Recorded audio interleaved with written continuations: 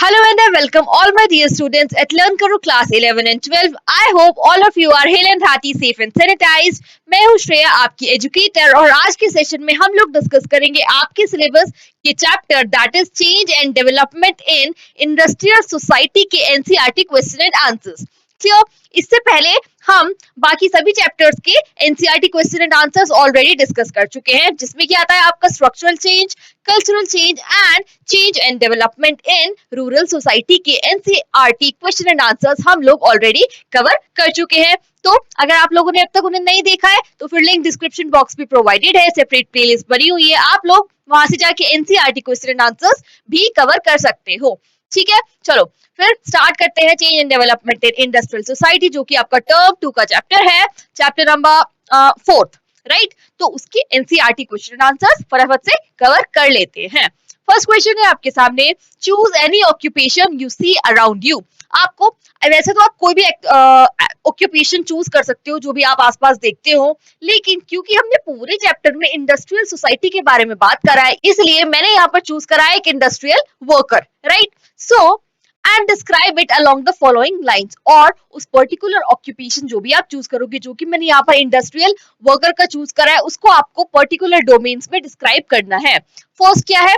First में आपसे पूछा गया है सोशल कॉम्पोजिशन। आपको उस पर्टिकुलर ऑक्यूपेशन की social composition of work force को डिस्क्राइब करना है। किन किन मेन हेडिंग्स के under? Caste, gender, age and region. तो ये है आपका first part of the question. Next में आपको पूछा गया है labour processes, how the work takes place. Next में आपको डिस्क्राइब करना है कि जो वर्क है, जो लेबर प्रोसेस है, वो कैसे कैरी फॉरवर्ड होता है और ये रिक्रूटमेंट किस बेसिस पे होता है, राइट। नेक्स्ट थर्ड पार्ट में आपको पूछा है वेजेस एंड अदर बेनिफिट्स। क्या उनको उनकी सैलरी मिलती है, वेजेस मिलते हैं, और क्या वेजेस या सैलरी के अलावा भी कोई और इंसेंटिव्स वगैरह मिलते हैं या कोई और बेनिफिट्स मिलते हैं, जिसमें कि मेडिकल फैसिलिटीज वगैरह इस टाइप की चीजें आती हो। ठीक है। नेक्स्ट डी पार्ट है आपका वर्किंग कंडीशंस कैसी है उस पर्टिकुलर ऑक्यूपेशन में, सेफ्टी है या नहीं है, रेस्ट टाइम कितना प्रोवाइडेड होता है और वर्किंग आवर्स कितने हैं। ठीक है, तो हमने कौन सा चूज करा है यहाँ पर? इंडस्ट्रियल वर्कर का। मैंने क्यों चूज करा है इंडस्ट्रियल वर्कर यहाँ पर? क्योंकि हमारा पूरा चैप्टर क्या था? हमारा पूरा चैप्टर था change and development in industrial society. तो अभी आपने क्या पढ़ा है? पूरा इंडस्ट्रियल सोसाइटी का मेकअप आपने अच्छे से समझ लिया है। इसलिए अगर आप इंडस्ट्रियल वर्कर के बारे में इन पर्टिकुलर डोमेन्स में डिस्क्राइब करोगे तो आप बेटर डिस्क्राइब कर पाओगे, राइट। सो सोशल कॉम्पोजिशन, जो कि आपका फर्स्ट पार्ट था क्वेश्चन का। So the social composition plays a vital role. Vital का मतलब क्या होता है? Very important role in the industrial parameters. Clear है ये? तो स्ट्रैटिफिकेशन, स्ट्रैटिफिकेशन का मतलब क्या होता है? द ऑर्डरिंग सिस्टम, जिसमें कि हम डिवाइड करते हैं on the basis of caste. Caste के बेसिस पे डिवाइड करा जाता है, हाई क्लास या low class. Then gender, male है या फीमेल है, etcetera, plays an imperative role in the formation of power dynamic structure within the working space. ठीक है। अब लोग रूरल एरिया से अर्बन एरिया में क्यों आते हैं, माइग्रेट क्यों करते हैं? In search of employment, in search of jobs, जिससे कि वो बेटर अर्निंग कर पाए, बेटर स्टैंडर्ड ऑफ लिविंग अपना रेस कर पाए, तो इसलिए लोग आते हैं। अब यहाँ पर कास्ट बेस्ड जो इनइक्वालिटीज होती है वो तो काफी ज्यादा नहीं होती है in comparison to the rural areas, लेकिन यहाँ पर क्या प्रेवेलेंट होता है? यहाँ पर क्लास बेस्ड आइडेंटिटी ज्यादा प्रेवेलेंट होती है रेदर देन कास्ट बेस्ड, जो कि कहां पर हुआ करती थी? रूरल एरियाज में। I hope you remember from the last chapter, right. अगर आपने नहीं याद है आपको तो फिर समझ लो, जो रूरल एरिया होता है, रूरल सोसाइटी है, वहां पर कास्ट ज्यादा डोमिनेंट रोल प्ले करती है। और अगर हम अर्बन एरियाज या इंडस्ट्रियल सोसाइटी की बात करें तो वहां पर कास्ट ज्यादा सिग्निफिकेंट नहीं होती, रेदर वहां पर क्लास ज्यादा सिग्निफिकेंट होती है। आई होप कास्ट और क्लास दोनों में क्या डिफरेंस है, दोनों एक दूसरे से बिल्कुल अलग चीजें हैं, ये आपको बिल्कुल क्लैरिफाइड होगा, राइट। नेक्स्ट आपका आता है the inequalities with in the employment structure faced by women is often hidden under professionalism. अब क्या होता है, बहुत सारी जगह पर ऐसा होता है equal work for equal pay for equal work नहीं होता है। अगर एक पर्सन मेल है, एक पर्सन फीमेल है, तो बहुत जगह पर क्या होता था कि मेल को ज्यादा पे किया जाता था एंड एक फीमेल को कम पे किया जाता था। तो ये आ गई यहाँ पर inequality in terms of gender, right. Next आपका आता है एज। एज में हो सकता है जो ज्यादा एजेड पर्सन है वो एक बहुत ही ज्यादा यंग एज के पर्सन को क्या करे, अपने से बहुत ज्यादा डिस्क्रिमिनेट करे, राइट। नेक्स्ट आपका आता है the upper caste dominates upon the lower caste as it leads to exploitation of people belonging to the underprivileged section। जो underprivileged section को बिलोंग करते हैं लोग, उनके साथ क्या हो सकता है, उनके साथ इन केस हो सकता है कि एक्सप्लॉयटेशन हो सकता है उनका यहाँ पर। नेक्स्ट आपका आता है रीजन। रीजन मतलब कोई भी जो वर्कर है, जो लेबर है, वो कौन से रीजन को बिलोंग करता है उसके बेसिस पे भी क्या हो सकता है, स्ट्रैटिफिकेशन हो सकता है, डिवाइड करा जा सकता है। हो सकता है कोई एक बहुत प्रोस्पेरस रीजन से बिलोंग करता हो और हो सकता है एक बहुत ही ज्यादा लेस प्रोस्पेरस रीजन को बिलोंग करता हो। तो यहाँ पर भी क्या आ गया, यहाँ पर भी एक स्ट्रैटिफिकेशन आ गया। और यहाँ पे क्या पता चल रहा है आपको कि this is how social composition of workforce is divided in terms of caste, gender, age, region। I hope सभी पैरामीटर्स में आपको क्लियर हो गया है। नेक्स्ट आते हैं B, labour processes how the work take place. अब वर्क टेक प्लेस कैसे करता है और लेबर रिक्रूटमेंट कैसे होता है। Generally people get jobs through advertisement और थ्रू एम्प्लॉयमेंट एक्सचेंज। ये तो होता है इस मॉडर्न एरा में। हम क्या करते हैं, हमें जॉब्स कैसे मिलती है, या तो हम एडवर्टीजमेंट देखते हैं न्यूज़पेपर में, मैगजीन में, या फिर अब ऑनलाइन मिलता है हमको, या फिर एम्प्लॉयमेंट एक्सचेंज के ऑफिस होते हैं, वहां से भी बहुत सारे लोगों को जॉब्स मिलती हैं। In industrial sector the person engaged in industry get salary और वेजेस। सैलरी मिलती है या वेजेस मिलती है, along with certain other benefits. Salary के साथ साथ कुछ अदर बेनिफिट्स भी मिलते हैं, कुछ अलग फायदे भी होती है, जिसमें क्या आता है एचआरए। एचआरए क्या होता है, house rent allowances, right, and medical facilities भी बहुत जगह प्रोवाइडेड होती है। तो ये हो गए वेज या सैलरी के अलावा जो एक्स्ट्रा बेनिफिट्स होते हैं या एक्स्ट्रा पर्क्स बोल सकते हो आपको, right. Job recruitment as a factory worker takes place a different pattern. अब इंडस्ट्रियल वर्कर फोर्स पे जो रिक्रूटमेंट होता है उसका थोड़ा सा पैटर्न डिफरेंट है। कैसे डिफरेंट है, in the past many workers got their jobs through contractors या जॉबर्स। क्या हुआ करता था अर्लियर टाइम्स में, लोगों को जॉब्स कैसे मिलती थी इंडस्ट्रियल सोसाइटी में, थ्रू जॉबर्स, ठीक है, या उनको आप कॉन्ट्रैक्टर्स भी बोल सकते हो। In Kanpur textile mills these jobbers were known as mistries. अब क्योंकि आपके एनसीईआरटी में वर्ड कोटेड है इसलिए बेटर होगा आपको पता होना चाहिए कि कहां से आया है ये मिस्त्रीज वर्ड्स। कानपुर टेक्सटाइल मिल्स में जो ये जॉबर्स हुआ करती थी, जो ये कॉन्ट्रैक्टर्स हुआ करते थे, उसको एक टर्म दिया जाता है क्या, मिस्त्रीज। एंड वर देमसेल्व्स वर्कर्स, वो कोई अलग लोग नहीं थे, वो खुद भी वर्कर्स हुआ करते थे। लेकिन वो स्पेशल क्यों थे, क्योंकि उनकी बैकिंग हुआ करती थी इंडस्ट्री के ओनर से। They came from the same region and communities, जहां से कि बाकी सभी वर्कर्स आया करते थे, but because they had owners backing, उसको किसका फेवर हुआ करता था, इन मिस्ट्रीज को, इनको जो इंडस्ट्री का ओनर हुआ करता था वो बैकअप किया करते थे। And they बॉस्ड over the workers, यानी कि लीडर की तरह वो बिहेव करा करते थे बाकी वर्कर्स की तरह। एक्चुअली में वो भी वर्कर्स हुआ करते थे, लेकिन वो उनको हम जॉबर्स, मिस्त्रीज या फिर कॉन्ट्रैक्टर्स बोला करते हैं। क्यों, आइडियली वो उन्हीं वर्कर्स के एरिया को बिलोंग करते थे, उन्हीं कम्युनिटी को बिलोंग करते थे, बट उनकी बैकिंग हुआ करती थी किससे, उनकी बैकिंग हुआ करती थी इंडस्ट्री के ओनर से। I hope I am very clear with this. Nowadays the importance of jobbers have come down, लेकिन अब मॉडर्न एरा में ये जो इंपॉर्टेंस है जॉबर्स की बहुत ज्यादा डिक्रीज हो गई है, डिक्लाइन हो चुकी है। And both management and unions, अब कौन से रोल्स ज्यादा इंक्रीज हो गए हैं, अब यूनियन और मैनेजमेंट का रोल जो है बहुत ज्यादा इंपॉर्टेंट हो गया इन रिक्रूटिंग देयर ओन पीपल। अब जो मैनेजमेंट होता है किसी भी इंडस्ट्री का या फिर जो यूनियंस होते हैं वो रिक्रूट करते हैं नेक्स्ट वर्कर्स को, जॉबर्स अब ज्यादा यूज में नहीं होते हैं। नेक्स्ट है workers also expect that they can pass on their jobs to children. अब वर्कर्स क्या एक्सपेक्ट किया करते थे, जो वो वर्क खुद कर रहे हैं in the entire life time, वो क्या सोचते थे कि नेक्स्ट जो उनकी जनरेशन है, जो उनकी चिल्ड्रन है, उनको भी उनका वर्क मिल जाना चाहिए सेम पोस्ट पे उसी इंडस्ट्री में, राइट। Many factories employ बदली वर्कर्स। अब यहाँ पे एक नया कॉन्सेप्ट आता है आपको, बदली वर्कर्स। बदली वर्कर्स बिल्कुल सिंपल वर्ड्स में समझो तो ये होता है, अगर कोई भी इंडस्ट्री में कोई वर्कर वर्क कर रहा है, उसको छुट्टियों पे जाना है बहुत दिनों के लिए, फॉर एग्जाम्पल 15 डेज के लिए, तो 15 डेज के लिए अब वहां पे कोई और पर्सन उस जगह पर काम करेगा, ऑलराइट, और उतने दिनों के वेजेस उस न्यू वाले पर्सन को मिलेंगे, और जब वो ओरिजिनल वाला पर्सन वापस आ जाएगा तो ये न्यू वाला पर्सन चला जाएगा, राइट। 15 डेज के लिए जिस न्यू पर्सन ने काम करा उसको वेजेस मिलेंगे, जो वहां पर नहीं था उसको नहीं मिलेंगे। लेकिन 15 डेज के टाइम पीरियड के बाद ये न्यू वाला पर्सन चला जाएगा और ओरिजिनल वाला दोबारा से अपना वर्क को ले लेगा। तो जो हमने न्यू पर्सन रिक्रूट करा था उसको क्या बोलेंगे, बदली वर्कर्स। क्लियर। बदली workers who substitute for regular permanent workers are on leave. जब वो लीव पे होते हैं, किसी भी वजह से हो सकती है, कोई फंक्शन हो, कोई इमरजेंसी हो।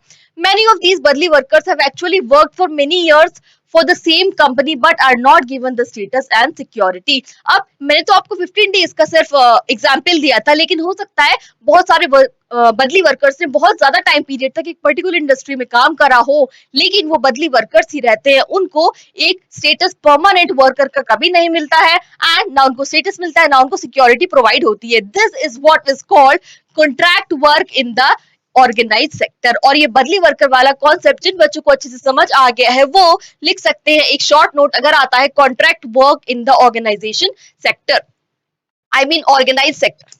ऑर्गेनाइज सेक्टर में कॉन्ट्रैक्ट वर्क किसे कहते हैं, इसमें आप बदली वर्कर के बारे में अच्छे से डिस्क्राइब कर सकते हो. क्लियर. नेक्स्ट आपका आता है the contract system is most visible in hiring casual worker for work on construction sites, brickyards and so on. और कॉन्ट्रैक्टर सिस्टम की अगर आप बात करो, इसमें मोस्ट प्रिवेलेंट एग्जांपल क्या है, जब कॉन्ट्रैक्टर सिस्टम हमें कहाँ दिखता है, जब हायर करे जाते हैं कैजुअल वर्कफोर्स कहाँ पे वर्क करने के लिए, कंस्ट्रक्शन साइट्स पे. आपने देखा होगा जब आप कहीं जा रहे होते हो कंस्ट्रक्शन साइट पे कितने सारे आपको लेबर्स वर्क करते हुए दिखाई देते हैं, या फिर ब्रिकयार्ड्स पे, और ऐसे ऐसे बहुत सारे और भी एग्जाम्पल है. The contractor goes to wage. अब ये पूरा कॉन्ट्रैक्टर जो प्रोसेस है ये कैसे टेक प्लेस करता है ये यहाँ पर आपको बताया गया है. कॉन्ट्रैक्टर सबसे पहले किसी भी विलेज किसी भी गांव में जाता है और वहां पर पूछता है कि कौन कौन लोगों को वहां पर जॉब चाहिए, किस किस पर्सन को वहां पे वर्क चाहिए, जॉब चाहिए. He will loan some amount of money. अब कुछ लोगों ने बोल दिया कि हाँ उनको जॉब की रिक्वायरमेंट है. अब ये जो कॉन्ट्रैक्टर है उन लोगों को कुछ सर्टेन अमाउंट ऑफ मनी दे देगा, जो कि एक टाइप का आप लोन समझ सकते हो. This loan includes cost of transport of the work site. अब जो मनी दिया है ना उसी में एडेड कॉस्ट है काहे की, ट्रैवल की, ट्रांसपोर्ट की. कहां पर, जहां पर वर्क साइट है, जहां पर रिक्रूटमेंट के लिए हायर करने वो कॉन्ट्रैक्टर आया था, जो कि कहां पर होगा, यूजुअली कॉन्ट्रैक्ट कंस्ट्रक्शन साइट पे या फिर ब्रिकयार्ड साइट्स पे एंड सो ऑन. तो इस तरह से कॉन्ट्रैक्टर जाता है विलेज टू विलेज और सर्च करता है लोगों को कि इनको जॉब की रिक्वायरमेंट है, और जिनको रिक्वायरमेंट होती है उनको एक लंप सम ऑफ मनी दे देता है और उनको एक सर्टेन अमाउंट ऑफ मनी दे देता है जिसमें कि ट्रैवल कॉस्ट इंक्लूडेड होती है. नेक्स्ट आपका जाता है the loaned money is treated as an advance wage. अब वो जो लोग हैं उनको जो मनी दिया गया है वो एक एडवांस पे उनकी मानी जाती है. And the worker works without wages. और जो पर्सन है वो वर्क करता है उस कंस्ट्रक्शन साइट पे जाकर विदाउट वेजेस, क्योंकि पैसे तो उसको पहले ही दे दिए गए थे. Change and development in industrial society until the loan is repaid. अब वो पर्सन कब तक वर्क करता है, जब तक उसने जो लोन लिया था उस कॉन्ट्रैक्टर से वो पूरा पे नहीं हो पाता है, तब तक वो जो वर्कर है उस कंस्ट्रक्शन साइट पर वर्क करता रहता है जब तक उसका जो लोन का मनी है वो पूरा बैलेंस नहीं हो जाता है. In past agricultural labours were tied to their landlords by debt. अब यहाँ पर एक और एग्जाम्पल आपको दिया गया है कि पुराने जमाने में क्या हुआ करता था, एग्रीकल्चरल वर्कर्स जो है वो अपने लैंडलॉर्ड से टाइड अप होते थे, बंधे हुए होते थे, क्योंकि उन्होंने उनसे एक अमाउंट ऑफ मनी ले लिया होता था जिसको आपने डेप्ट बोला हुआ है. Now however by moving to casual industrial worker work while they are still in डेप्ट. अब इंडस्ट्रियल सोसाइटी में क्या होता है, ऑल्दो वो डेप्ट में है but they are not bound, लेकिन वो बाउंड नहीं है, वो बंधे हुए नहीं है बाय अदर सोशल ऑब्लिगेशन. कोई ऑब्लिगेशन नहीं होता है इंडस्ट्रियल सोसाइटी में, लेकिन रूरल सोसाइटी में हुआ करता था. आप याद करो बंधुआ मजदूरी हमने पढ़ी थी, राइट, टू द कॉन्ट्रैक्टर. तो इंडस्ट्रियल सोसाइटी में ऐसी कोई बाउंडिंग नहीं है, लेकिन रूरल सोसाइटी में एग्जिस्ट करती थी. जहां हमने क्या पढ़ा था, जहां हमने पढ़ा था बंधुआ मजदूरी के बारे में, right. In that sense they are more free in industrial society. तो इस तरह से तो हमें पता चल रहा है ना कि इंडस्ट्रियल सोसाइटी में वो लोग बाउंड नहीं है, इसका मतलब वो ज्यादा फ्री है रादर देन रूरल सोसाइटी जहां पर क्या हुआ करता था, जहां पर बंधुआ मजदूरी हुआ करती थी, बाउंडेड लेबर हुआ करता था. They can break the contract and find another employer, क्योंकि वो फ्री है यहाँ पर. नेक्स्ट आपका आता है सी पोर्शन. सी पोर्शन में आपको क्या पूछा गया था, सी पोर्शन में पूछा गया था आपको वेजेस एंड अदर बेनिफिट्स. तो वेजेस एंड अदर बेनिफिट्स के बारे में हम यहाँ पर पढ़ रहे हैं. Wages and other benefits. Clear? Presently, social composition of workforce in industries concern people from all caste and both gender from the age group of 15 to 60 work. अब यहाँ पर क्या बताया गया है कि इंडस्ट्रियल वर्कफोर्स में कौन कौन लोग आते हैं, हर एक कास्ट के लोग आते हैं, चाहे वो हाई कास्ट का हो, चाहे वो लो कास्ट का हो, चाहे वो मेल हो, चाहे वो फीमेल हो, चाहे वो कोई 60 ईयर का पर्सन हो या फिर वो कोई 18 ईयर का पर्सन हो, राइट. तो ये आपको यहाँ पर बताया गया है. Basically the issue of equal pay has been primary force of movement of industrial worker against the exploitation in society mainly dominated by males and upper caste. अब usually बाइस हो जाती है हमारी सोसाइटी कभी कभी किस बेसिस पे कि मेल को ज्यादा पे करा जाए रादर देन फीमेल, या फिर अपर कास्ट का जो पर्सन है उसको ज्यादा इंपॉर्टेंस पे करी जाए रादर देन लो कास्ट का पर्सन, राइट। नेक्स्ट आपका आता है different workers have different working period in different industries according to their qualification, experience, age, risk of their job. अब यहाँ पर ये बताने की कोशिश करी गई है कि अलग अलग होता है सभी वर्कर्स का division according to their qualification, according to their experience, आप कितने ज्यादा एक्सपीरियंस हो या फिर इनएक्सपीरियंस हो, फ्रेशर हो, आपकी एज कितनी है, इन बेसिस पे आपके वर्किंग पीरियड को तय करा जाता है। The contract laborers get fixed amount as per the terms and conditions of the contract। लेकिन जो कॉन्ट्रैक्टर वर्कर्स की हम बात करते हैं, कॉन्ट्रैक्ट लेबर्स की हम बात करते हैं, उनका जो वर्किंग टाइम है और जो सैलरी उनको पे करी जाएगी वो स्टार्टिंग में पे कर दी जाती, स्टार्टिंग में उनको क्लैरिफाई कर दिया जाता है, उनको बता दिया जाता है कि सो एंड सो अमाउंट आपको पे करा जाएगा so and so time period के लिए, राइट। तो उनको पता होता है। In organise sector pay and allowances are better than unorganise sector. अब यहाँ पर ये बताने की कोशिश करी गई है कि अगर आप ऑर्गेनाइज सेक्टर देखो तो वहां पर लोगों की पे और अलाउंसेस बेटर होते हैं अगर आप उन्हें कंपेयर करोगे एक अनऑर्गेनाइज सेक्टर से, राइट। नेक्स्ट आपका आता है D part of the question, जिसमें आपको ये बताना था कि वर्किंग कंडीशन कैसे होते हैं, सेफ्टी, रेस्ट टाइम और वर्किंग आवर्स कैसे होते हैं, कहां पर, इंडस्ट्रियल सोसाइटी की हम बात कर रहे हैं यहाँ पर। तो government has passed numbers of rules to regulate working conditions.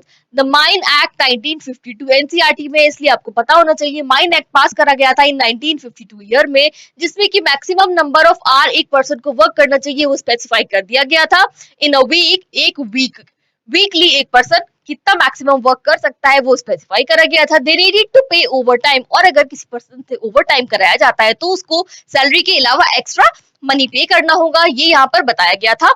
These rules may be followed in big companies। अब ये जो रूल्स जो गवर्नमेंट ने दिए हैं ये बिग कंपनीज तो फॉलो करती है, लेकिन जो स्मॉलर माइंस होती हैं एंड क्वेरीज होती है वो ये सब फॉलो नहीं करती है, राइट। मोर ओवर सब कॉन्ट्रैक्टिंग इज वाइड स्प्रेड। अब यहाँ पर कॉन्ट्रैक्टर सिस्टम दोबारा से आता है कि लोग क्या कर देते हैं, डिवीजन ऑफ लेबर को बढ़ावा देते हुए क्या करते हैं, सब कॉन्ट्रैक्टिंग यानी कि आउटसोर्सिंग के थ्रू पीपल को हायर करते हैं। Workers in underground mines face very dangerous conditions. अब जो वर्कर्स होते हैं जो अंडरग्राउंड माइंस में वर्क करते हैं, आप सोच रहे हो अंडरग्राउंड माइंस में वर्क करना, उनको बहुत ज्यादा डेंजर होता है उनकी लाइफ का और बहुत ज्यादा थ्रेट होता है। क्यों?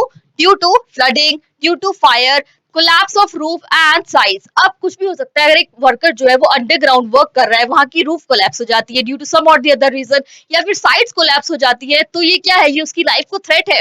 The emission of gases and ventilation failures. अब अगर कोई अंडरग्राउंड वर्क कर रहा है और वहां पर हो सकता है कोई बहुत ही ज्यादा पॉइजनिंग गैस जो है लीक हो जाती है, तो क्या होगा, वहां पे एमिशन ऑफ गैसेस या फिर वेंटिलेशन तो है नहीं वहां पर, तो उसकी वजह से भी क्या हो सकता है, एक थ्रेट हो सकता है उस पर्सन की लाइफ को। Many workers develop breathing problems, क्योंकि प्रॉपर फैसिलिटेशन नहीं होती है वेंटिलेशन वगैरह की, तो इसलिए बहुत सारे वर्कर्स को जो है बहुत सारी प्रॉब्लम्स हो जाती है, डिजीज हो जाती है, जैसे कि ट्यूबरक्यूलोसिस एंड सिलिकोसिस। अब ये दोनों ही डिजीज क्या है, ये ब्रीदिंग रिलेटेड प्रॉब्लम्स है। जब इनएडिक्वेट वेंटिलेशन होता है हमारे सराउंडिंग में या फिर बहुत पॉल्यूटेड एयर में हम रहते हैं for a longer period of time, तब टीबी और सिलिकोसिस जैसी बीमारियां जो है हो सकती है किसी भी पर्सन को। All right, so with this we have covered first question. Second question है in the account of brick making। अब यहाँ पे पहले बोला गया है ब्रिक मेकिंग, जहां पर क्या ईंटें बनाई जाती हैं, then beedi rolling and then software engineers और mines that are described in the boxes। आपकी बुक में जो बॉक्सेस बने हुए हैं उसमें इन सबका डिस्क्रिप्शन दिया हुआ है। Describe the social composition of workers. Social composition general में हमने फर्स्ट क्वेश्चन में पढ़ लिया, अब यहाँ पर आपको इन हेडिंग्स के अंदर सोशल कॉम्पोजिशन को डिफाइन करना है। What are the working conditions and facilities available. इन सब जगह पर वर्किंग कंडीशन कैसी होती है, फैसिलिटीज कैसी होती है, ये बताना है। How do girls like Madhu feel about their work. और मधु जैसी जो गर्ल्स होती है वो अपने वर्क के बारे में क्या फील करती है, आपको ये बताना है। मैम ये मधु कौन है? जिसने अच्छे से पढ़ा है एनसीईआरटी उसको पता है मधु कौन है, और जिसको नहीं पता है मैं आंसर में जब आंसर कर रही हूँ उसको तभी समझ आ जाएगा। तो चलो स्टार्ट करते हैं। Social composition in broad headings में आपको डिस्क्राइब करना है। तो सबसे पहले है social composition of the workers include, first में क्या था आपका ब्रिक मेकिंग। ब्रिक मेकिंग में कौन कौन आते हैं, lower caste, lower classes, lower caste women and children. ये सब लोग वर्क कर रहे होते हैं कहां पर, एक ब्रिक मेकिंग एरिया में, एक ब्रिक मेकिंग साइट पर। लोअर कास्ट, अब आप कास्ट और क्लास में कंफ्यूज बिल्कुल मत होना, लोअर कास्ट भी है और लोअर क्लास भी है। Lower caste women and children ये सब वर्क करते हैं कहाँ पर, ये सारा वर्क लेबर कहाँ पर होता है, ब्रिक मेकिंग में। लेकिन अगर हम बीड़ी रोलिंग की बात करें तो यहाँ पर आते हैं women, children and uneducated class. तो यहाँ पर आपने देखा यहाँ पर मेल्स नहीं लिखा हुआ है, तो आप मत लिख के आना, यहाँ पर यूजुअली फीमेल होती है, चिल्ड्रन होते हैं, और अनएजुकेटेड क्लास के जो लोग होते हैं उसमें मेन भी हो सकते हैं, लेकिन उनकी परसेंटेज बहुत कम होती है, इसलिए बेटर रहेगा आप लिखो women, children and uneducated class. तो ये अनएजुकेटेड क्लास यहाँ पर क्यों लिखा है, क्योंकि यहाँ पर जो है चिल्ड्रन भी वर्क कर रहे हैं, यानी कि आइडियली बच्चों को क्या करनी चाहिए, पढ़ाई करनी चाहिए, उनको लिटरेट होना चाहिए, एजुकेशन करनी चाहिए उन्हें अवेल इस टाइम पर। लेकिन वो क्या काम कर रहे होते हैं, वो बीड़ी रोलिंग का काम कर रहे होते हैं, क्योंकि वो एक अनएजुकेटेड क्लास को बिलोंग करते हैं, राइट। तो यहाँ पर एजुकेशन की प्राइमेसी को भी हाईलाइट करा गया है।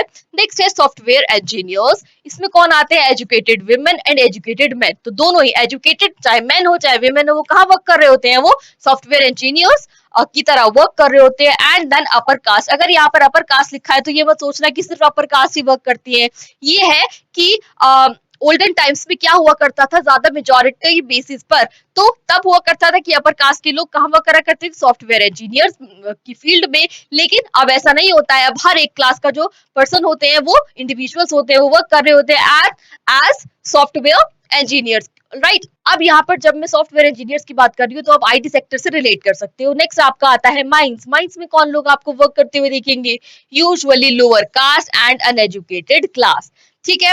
अनएजुकेटेड क्लास है, यहाँ पर लो कास्ट नहीं बोला मैंने, बोला है अनएजुकेटेड क्लास, क्योंकि यहाँ पर बहुत सारे डेंजर्स होते हैं, थ्रेट होते हैं आपकी लाइफ को। And then lower caste, clear. तो ये हो गया आपका first part of the answer. Next आपका आता है social institutions like caste, kinship, network, gender and region. हमने फर्स्ट क्वेश्चन में इसके बारे में डिस्क्राइब करा था। Also influence the way the work is organised और the way in which products are marketed. इन सब में इन सभी जो कैटेगरीज है इनका बहुत इंपॉर्टेंट रोल रहता है। नेक्स्ट है in certain jobs and departments we find more women working than men. अब कुछ जगह ऐसी होती है जहां पर हमें ज्यादा फीमेल्स वर्किंग दिखती है रादर देन मेल्स, जैसे कि क्या, जैसे कि टीचिंग आपकी बुक में है। For example they are working more in numbers in nursing and teaching. कौन होते हैं नर्सिंग और टीचिंग में, ज्यादातर इसमें फीमेल्स आपको देखने को मिलती है then in other sectors like engineering. ये भी ओल्डन टाइम्स के अकॉर्डिंग है ये डेटा, अब ऐसा नहीं है, अब हर जगह क्या है, इक्वालिटी है। In India, over 90% of the work, whether it is in agriculture, industry or services, is in unorganized or informal sector. तो अगर जब भी मैं बात करती हूँ अनऑर्गेनाइज सेक्टर की या फिर इनफॉर्मल सेक्टर की, तो आप समझ सकते हो इसमें कौन कौन सी सर्विसेज आ रही है, इंडस्ट्रियल एंड एग्रीकल्चरल सर्विसेज, ये सब अनऑर्गेनाइज सेक्टर के अंदर आती है, clear. Next, very few people have the experience of employment in large firms. अब लार्ज फर्म्स में वर्क करने का एक्सपीरियंस जो है बहुत ही कम लोगों के पास होता है। Where they get to meet people from other regions and background, क्योंकि वो लार्ज फर्म है इसलिए उसमें बहुत सारे लोग होंगे, maybe from other backgrounds या फिर from far apart regions. Next आपका आता है urban settings do provide some corrective to this your neighbors in the city, maybe from a different place. By and large, work for most of the Indians is still in small scale workplaces. ये तो आपको clear है। Next आपका आता है nearly 60% were employed in primary sector. ये काफी ज्यादा इंपॉर्टेंट है कि अप्रोक्सीमेटली 60% कहाँ एम्प्लॉयड होते हैं, प्राइमरी सेक्टर में। प्राइमरी सेक्टर में क्या क्या आता है आपका, एग्रीकल्चर आता है एंड माइनिंग आता है। 17% कहाँ पर होती है, सेकेंडरी सेक्टर में, जिसमें क्या क्या आता है आपका, मैन्युफैक्चरिंग एंड कंस्ट्रक्शन आता है, यूटिलिटीज की जो सामान होती है उनका। नेक्स्ट 23% कहाँ आते हैं, 23% आते हैं आपके टर्शरी सेक्टर में, जिसमें क्या आता है, trade, transport, finance and services. ये बहुत बहुत ज्यादा इंपॉर्टेंट पॉइंट है, इसको आप डेफिनेटली लर्न करके रखना बाय हार्ट कि प्राइमरी सेकेंडरी टर्शरी की परसेंटेज क्या है और इसमें कौन कौन सी एक्टिविटीज आती है, कौन कौन से वर्कफोर्स आते हैं, क्लियर। नेक्स्ट आपका आता है the share of agriculture has declined sharply and services contribute approximately half. तो ये बहुत ज्यादा क्या हो गया है, कम हो गया है, nearly 50%। This is a very serious situation because it means that the sector where the maximum people are employed, सबसे ज्यादा लोग कहाँ पर एम्प्लॉयड थे, एग्रीकल्चरल सेक्टर में, उसको एकदम आपने डिक्लाइनेशन पे ला दिया, डिक्लाइन कर दिया, is not able to generate much income for them. अब इससे उनको इतनी इनकम मिल ही नहीं पा रही है, अटेन ही नहीं हो पा रही है, जिससे कि सब कुछ वेल बैलेंस्ड वे में आगे चलता रहे। नेक्स्ट आपका आता है India still largely an agricultural country. हमें पता है आपका पूरा चैप्टर यहीं से स्टार्ट होता है, रूरल सोसाइटी वाला, the service sector, shop, banks etcetera और IT industry, hotels and other services are employing more people and the urban middle class is growing. अब जो अर्बन सेक्टर है उसमें ज्यादा एम्प्लॉयमेंट हो रही है, क्यों? क्योंकि उनमें नए नए सेक्टर्स इंक्लूडेड है, जैसे कि bank, shop, IT industry and so on is growing along with middle class values like those we see in television serials and films. But we also see that very few people in India have access to secure jobs, with even the small number in regular salaried employment becoming more insecure due to the rise in contract labor. अब ये जो contract system increase हो रहा है, इससे क्या हो रहा है? परमानेंट जॉब्स बहुत ही कम लोगों के पास रह गई हैं. Employment by the government was a major avenue for increasing the well-being of population, but now even that is coming down. अब यूजुअली क्या हुआ करता था? अर्लियर टाइम्स में गवर्नमेंट जॉब्स बहुत ज्यादा हुआ करती थी, लेकिन अब गवर्नमेंट जॉब्स अलग है, प्राइवेट जॉब्स अलग है. गवर्नमेंट जॉब्स तो हो गई है डिक्रीज, प्राइवेट जॉब्स हो गई है इंक्रीज. आई होप क्लियर है. अब यहाँ पे आ जाता है आपका last part of the question, जिसमें आपको बताना था मधु कौन है, और मधु के रिलेशन में आपको क्वेश्चन पूछा गया था. Girls like Madhu enjoy their work of rolling beedis and filling tobacco rolled tendu leaves. अब यहाँ पर चैप्टर में मधु एक गर्ल का नेम है जो कि क्या करती है? तेंदू लीव्स में टोबैको को रोल करने का काम किया करती है. They get opportunity to sit close their family members and other women and listen to their chat. अब जो मधु है यहाँ पर बताया गया है that she is okay, that she is perfectly okay with, क्यों? क्योंकि उसको बाकी विमेन्स के साथ बैठने को मिलता है, बातें करने को मिलता है, और साथ साथ वो क्या करती है? तेंदू लीव्स में टोबैको को रोल करने का काम करती है. They spend most of their time in work in factory of bidis. अब वो क्या काम करते हैं? यूजुअली अपना मेजॉरिटी ऑफ टाइम इसी में डिवोट कर देते हैं. Due to long hours of sitting in the same position और posture they suffer from back ache. अब बहुत टाइम तक जब आप एक ही जगह पर बैठकर एक पर्टिकुलर काम कर लेते हो, जैसे यहाँ पर मधु इस चैप्टर में और बाकी की सारी लेडीज करती हैं, क्या काम करती हैं? वो तेंदू लीव्स में टोबैको को रोल करने का. तो उनको क्या हो जाता है? उनको कमर दर्द हो जाता है, बैक एक हो जाता है. मधु wants to restart her schooling. अब यहाँ पर बोला गया है कि मधु ऑल्दो अपनी स्कूलिंग को रिस्टार्ट करना चाहती है, लेकिन वो नहीं कर पाती है. क्यों? क्योंकि वो यहाँ पे क्या काम कर रही है? क्योंकि वो यहाँ पर बीडी रोलिंग का काम करती है अपने बाकी सारी विमेन्स के साथ बैठकर, राइट? यहाँ पे आता है आपका third question, that is how has liberalisation attack the employment patterns in India. Liberalisation ने कैसे अटैक करा है? काहे पर? एम्प्लॉयमेंट पैटर्न पे इंडिया के. सो ड्यू टू लिबरलाइजेशन की वजह से ही foreign products are now easily available in Indian market. जो भी फॉरेन के प्रोडक्ट्स हैं आपको बहुत ही आसानी से हमारे इंडिया के मार्केट में मिल जाते हैं. तो ये किस वजह से है? लिबरलाइजेशन की वजह से है. Due to this some of the labour have to lose their employment jobs and jobs. अब इसका नेगेटिव पॉइंट क्या होता है? बहुत सारे लेबर को जो है उनका एम्प्लॉयमेंट या जॉब को छोड़ना पड़ता है, क्योंकि आपको बाहर की चीजें यहीं पर अवेलेबल हो जाती है. Many Indian companies have been taken over by MNCs. बहुत सारी इंडियन कंपनीज को किसने ओवरटेक कर लिया है? मल्टीनेशनल कंपनीज ने. At the same time the some Indian companies are becoming multinational companies, और इसके साथ ही साथ बहुत सारी इंडियन कंपनीज भी मल्टीनेशनल कंपनीज बनती जा रही हैं. And instance of the first is when, इसका सबसे ज्यादा इंपॉर्टेंट एग्जांपल क्या है? That of the first is when, जब Parle drinks was brought by Coca Cola. जब कोका कोला कंपनी ने किसे ओवरटेक कर लिया था? किसे खरीद लिया था? पार्ले ड्रिंक्स को. क्लियर? नेक्स्ट आपका आता है the next major areas of liberalisation must be in retail. Next आता है आपका रिटेल में. Due to coming of foreign companies and big business. अब यहाँ पर क्या आ गया? लिबरलाइजेशन की वजह से बिग कंपनीज आ गई, फॉरेन कंपनीज आ गई. Indian houses, very small traders, shopkeepers, handicraft sellers and hawkers have lost their job. तो इसका इफेक्ट किन पर आया? इसका इफेक्ट आया इन सब वर्कर्स पे, जिसमें आते हैं आपके बहुत छोटे छोटे ट्रेडर्स, शॉपकीपर्स, हैंडीक्राफ्ट वर्कर्स और हॉकर्स. इनकी क्या हुई? इनकी एम्प्लॉयमेंट चली गई. So of their small business is adversely affected by, किसने अफेक्ट करा इन सबको? बिग मॉल्स ने, शोरूम्स ने, रिलायंस ने, या सुभिक्षा जैसे स्टोर्स जो खुलते गए, इनकी वजह से ये जो स्मॉल शॉपकीपर्स हैं, हैंडीक्राफ्ट वर्कर्स हैं एंड हॉकर्स हैं, इनकी एम्प्लॉयमेंट पे काफी ज्यादा फर्क पड़ा. The world's largest chains include Walmart stores, Carrefour and Tesco. तीनों वर्ड्स आपके बुक में गिवन है, तो आप आसानी से इन्हें कोट कर सकते हो अपने आंसर्स में भी. Are seeking the best way to enter the country despite a government ban on foreign direct investment in the market, right? Next आपका आता है Walmart, Carrefour and Tesco to set up retailing joint venture. India's retail sector is very attractive not only because of its fast growth. सिर्फ इस वजह से नहीं क्योंकि India की बहुत ज्यादा फास्ट ग्रोथ है, लेकिन साथ साथ इसलिए भी because family run street come stores have 97% of nation's business. But this industry trade is precisely, and this is all why the government makes it hard for foreigners to enter the market. Next आपका आता है the government is trying to sell its share to the several public sector companies. बहुत ध्यान से सुनिएगा, सबसे important part आता है यहाँ पर आपके आंसर का, जिसमें कि आपको ये बताना है कि डिसइन्वेस्टमेंट क्या होता है। तो बच्चों ध्यान से सुनो, डिसइन्वेस्टमेंट क्या होता है? जब गवर्नमेंट ट्राई कर रही होती है अपने शेयर्स को पब्लिक सेक्टर में सेल करने का।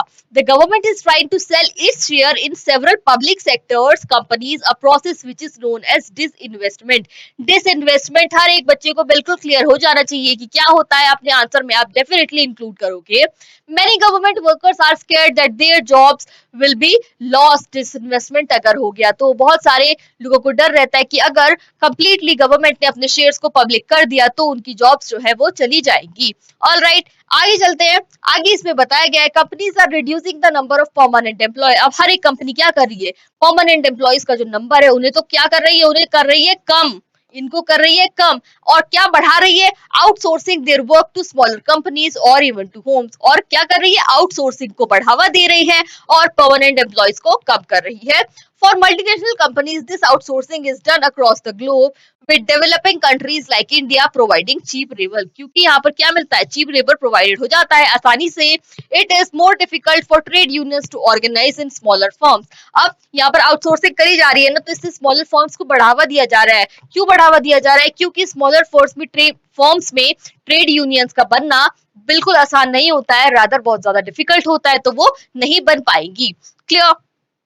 So with this we have covered all the question and answers of this particular chapter. I hope आप लोगों की समझ अच्छे से जरूर आया होगा। तो फटाफट से सेशन को लाइक कर दीजिएगा।